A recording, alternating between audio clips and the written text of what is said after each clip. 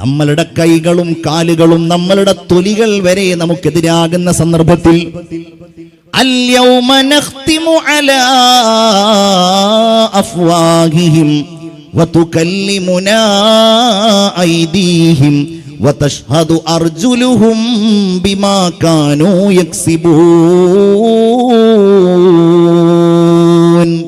നമ്മളുടെ കാലുകൾ നമുക്കെതിരായി സംസാരിക്കുമ്പോ, നമ്മളുടെ കൈകൾ നമുക്കെതിരായി സംസാരിക്കുമ്പോ, കാലുകൾ നമുക്കെതിരായി സാക്ഷി പറയുമ്പോ, നമ്മളുടെ ചെവികളും നമ്മളുടെ കേൾവിയും നമ്മളുടെ കാഴ്ചയും നമ്മളുടെ തൊലികളും നമുക്കെതിരായി നമ്മൾ ചെയ്ത പാപങ്ങളെ അവിടുന്ന് സാക്ഷ്യം പറയുമ്പോൾ നമുക്ക് സഹായിയായി, ശുപാർശകനായി, രക്ഷകനായി നാളെ മഹ്ശറിൽ കടന്നു വരുന്നത് മഖാമും മഹ്മൂദ് എന്ന് പറയുന്ന പവിത്രമായ ഉത്കൃഷ്ടമായ സ്ഥാനത്തിന്റെ ഉടമയായ നബിയുനാ മുഹമ്മദുർ റസൂലുള്ളാഹി സ്വല്ലല്ലാഹു അലൈഹി വസല്ലമയാണ്.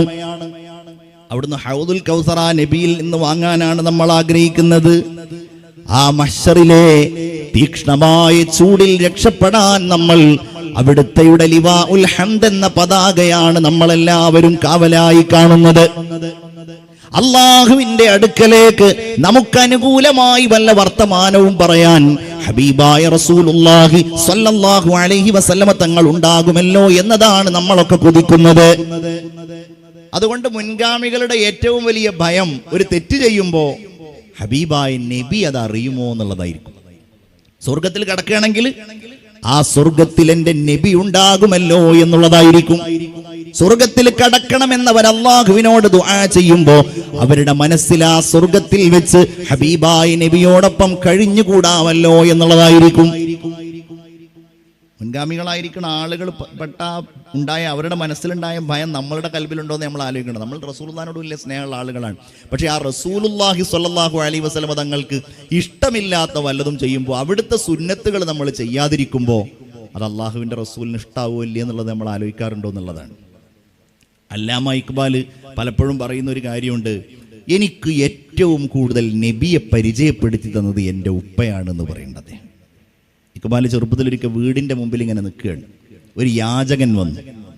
ആ യാചകന്റെ കയ്യിൽ ഒരു സെഞ്ചി ഉണ്ടായിരുന്നു. ഇക്ബാൽ ചെറിയ കുട്ടിയാണല്ലോ. തൻ്റെ കയ്യിലുണ്ടായിരുന്ന ഒരു കോൽ ഉപയോഗിച്ചിട്ട് ആ സെഞ്ചിയിൽ ഒരു കുത്തു കൊടുത്തു.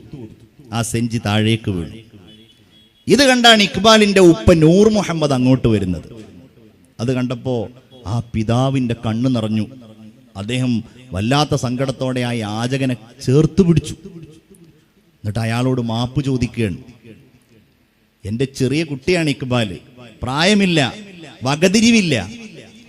എൻ്റെ ഈ കുട്ടി ചെയ്ത പ്രവർത്തനം മാപ്പാക്കണം നിങ്ങൾ, ഞാൻ എന്താണ് അതിന് ചെയ്യേണ്ടത്? ഇക്ബാലിന്റെ ഉപ്പ ഇങ്ങനെ വല്ലാത്ത സങ്കടത്തോടെ സംസാരിക്കുമ്പോൾ ആ യാചകനാകെ അത്ഭുതപ്പെട്ടു പോവുകയാണ്. ഇക്ബാലും ആകെ അത്ഭുതപ്പെട്ടു. അവസാനം ആ പിതാവ് പറയുന്ന കാര്യം ഇതായിരുന്നു, നാളെ നിങ്ങൾ അല്ലാഹുവിന്റെ റസൂലിനെ മഹ്ശറിൽ വെച്ച് കണ്ടാൽ നിങ്ങൾ ഒരിക്കലും ഈ കാര്യം പറഞ്ഞ് നബിയോട് എന്നെ കുറിച്ച് പരാതി പറയരുത്. എന്റെ മകനെ ഞാൻ നേർവഴിയിൽ നടത്തിയില്ല, അവന് ഞാൻ തർബിയത്ത് നടത്തിയില്ല എന്ന് നിങ്ങൾ ഒരിക്കലും എന്റെ മകനെ സംബന്ധിച്ച് എന്നെ കുറിച്ച് നിങ്ങൾ നാളെ നബിയോട് പരാതി പറയരുത്. ഈ സംഭവം ഉദ്ധരിച്ചിട്ടാണ് ഇക്ബാൽ പറയാറുള്ളത്, മഹ്ശറിൽ നാളെ റസൂലുള്ളാഹിനെ കണ്ട് നബി സല്ലല്ലാഹു അലൈഹി വസല്ലം തങ്ങൾ നമ്മളുടെ അമലുകൾക്കൊക്കെ ഇങ്ങനെ സാക്ഷിയാവുന്നുള്ള കാര്യം ഞാൻ ആദ്യമായി കേൾക്കുന്നത് എൻ്റെ ഉപ്പയിൽ നിന്നാണ്. അതുകൊണ്ട് ഇക്ബാലിന്റെ അടുത്ത് പറയുന്നൊരു കാര്യമുണ്ട്, പടച്ചോനെ നാളെ ഞാനും മഹ്ശറിലെത്തുമല്ലോ. മഹ്ശറിലെത്തിയാൽ അവിടെ ഇങ്ങനെ വിചാരണ ചെയ്യുന്ന സമയത്ത് ആ വിചാരണയിൽ നിന്ന് എങ്ങനെയെങ്കിലും എന്നെ രക്ഷപ്പെടുത്താൻ കഴിയുമോ? എന്നാ ഞാൻ വളരെ സംതൃപ്തനാണ്.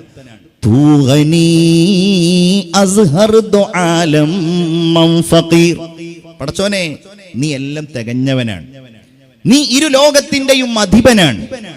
ഞാനാണെങ്കിലോ ഒരു പരമദരിദ്രനാണ്.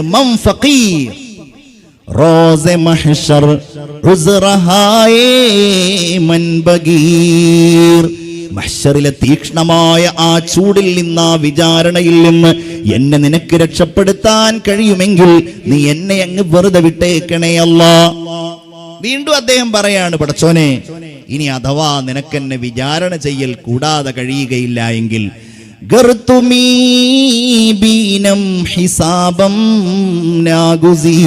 പടച്ചവനെ എന്നെ വിചാരണ ചെയ്യൽ നിനക്ക് കൂടാതെ കഴിയുകയില്ല എങ്കിൽ ഒറ്റ കാര്യം ചെയ്താൽ മതി. ആ നബിയുടെ മുന്നിൽ നിന്ന് എന്നെ കൊണ്ടുപോകുമോ?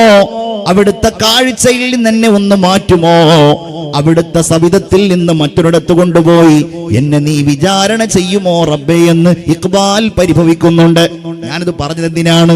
ഒരു മുഅ്മിനായ മനുഷ്യന്റെ ദുഃഖം അതായിരിക്കണം.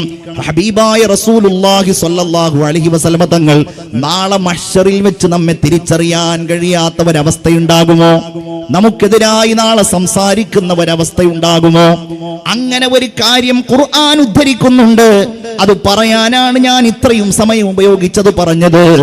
നാളെ മഹ്ശറിലെ എല്ലാ ആളുകൾക്കും ശഫാഅത്ത് ചെയ്യുമെന്ന് പ്രതീക്ഷിക്കുന്ന റസൂലുള്ളാഹ്, ഹൗദുൽ കൗസർ നൽകുമെന്ന് പ്രതീക്ഷിക്കുന്ന ഹബീബുള്ളാഹ്, ലിവാഉൽ ഹംദിന്റെ ഉടമയായ മുത്തു റസൂൽ സല്ലല്ലാഹു അലൈഹി വസല്ലം നാളെ മഹ്ശറിൽ വെച്ച് അല്ലാഹുവിനോട് പറയുന്ന കാര്യം ഇതാണ്: പടച്ച തമ്പുരാനേ, എന്റെ ഈ സമുദായം ഖുർആനിനെ അവഗണിച്ചവരായിരുന്നു. വഖാലർ റസൂൽ യാ റബ്ബി ഇന്ന ഖൗമി ഇത്തഖദു ഹാദൽ ഖുർആന മഹ്ജൂറാ. അല്ലാഹുവിന്റെ റസൂൽ അല്ലാഹുവിനോട് പറയുകയാണ്, യാ റബ്ബ്, എന്റെ രക്ഷിതാവായ അല്ലാഹുവേ, എന്റെ ഈ ആളുകൾ, എന്റെ ഈ ഖൗമ്, ഇത്തഖദു ഹാദൽ ഖുർആന മഹ്ജൂറാ, അവർ ഖുർആനിനെ അവഗണിച്ചവരാണ്, അവർ ഖുർആനിനെ ഉപേക്ഷിച്ചവരാണ്, അവർ ഈ ഖുർആൻ ഒഴിവാക്കിയവരാണ്. ഹജറ എന്ന് പറഞ്ഞാൽ ഒഴിവാക്കി, ഉപേക്ഷിക്കുക. ഹിജ്റ, മക്കയെ ഹജ്ർ ചെയ്ത് ഉപേക്ഷിച്ച് മദീനയിലേക്ക് പോയതാണ് ഹിജ്റ എന്നതുപോലെ ഖുർആനിനെ ഒഴിവാക്കുക. ഞാൻ നിങ്ങളോടും എന്നോടും സൂചിപ്പിക്കുന്ന കാര്യം, റസൂലുള്ളാഹി സ്വല്ലല്ലാഹു അലൈഹി വസല്ലമ തങ്ങൾ വിരൽ ചൂണ്ടുന്നത് നമുക്കെതിരാകുമോ എന്ന് നമ്മൾ ഭയപ്പെടേണ്ടതല്ലേ? ധൈര്യത്തോടെ നമുക്ക് പറയാൻ കഴിയുമോ? ഇല്ല അല്ലാഹ്, ആ ഖുർആനിനെ ഉപേക്ഷിക്കുന്ന ഒരു സ്വഭാവം എന്റെ ജീവിതത്തിൽ ഉണ്ടായിട്ടില്ല. ആ ഖുർആനിനെ ഞാൻ എപ്പോഴും എന്റെ കൺമുമ്പിൽ കാണാറുണ്ട്. ആ ഖുർആനിനെ എപ്പോഴും ഞാൻ കേൾക്കാറുണ്ട്. ആ ഖുർആൻ എന്റെ കൽബിലുണ്ട്. എന്റെ ജീവിതത്തിന്റെ മധുരം അല്ലാഹുവേ നിന്റെ കലാമാണെന്ന് ധൈര്യത്തോടെ പറയാൻ നമുക്ക് എത്ര ആളുകൾക്കാണ് പ്രിയപ്പെട്ടവരെ സാധ്യമാവുക? രണ്ടാമത്തെ ഒരു കാര്യം, അടുത്ത തലമുറയ്ക്ക് ഈ വിശുദ്ധ ഖുർആൻ പാരായണം ചെയ്യാൻ ആവശ്യമായ, അത് പഠിക്കാൻ ആവശ്യമായ, അതിനോട് മനസ്സിന്റെ അകത്ത് ഇഷ്ടം വരാൻ കാരണമാകുന്ന എന്തെല്ലാം സംഗതികൾ എന്റെ പ്രിയപ്പെട്ട ഉമ്മമാരെ, രക്ഷിതാക്കളെ, ഉപ്പമാരെ, നമ്മൾ നമ്മളുടെ കുടുംബങ്ങളിലും വീടുകളിലും ചെയ്യാറുണ്ട് എന്നുകൂടെ നമ്മൾ ചിന്തിക്കേണ്ട ഒരു സന്ദർഭം കൂടിയാണ്.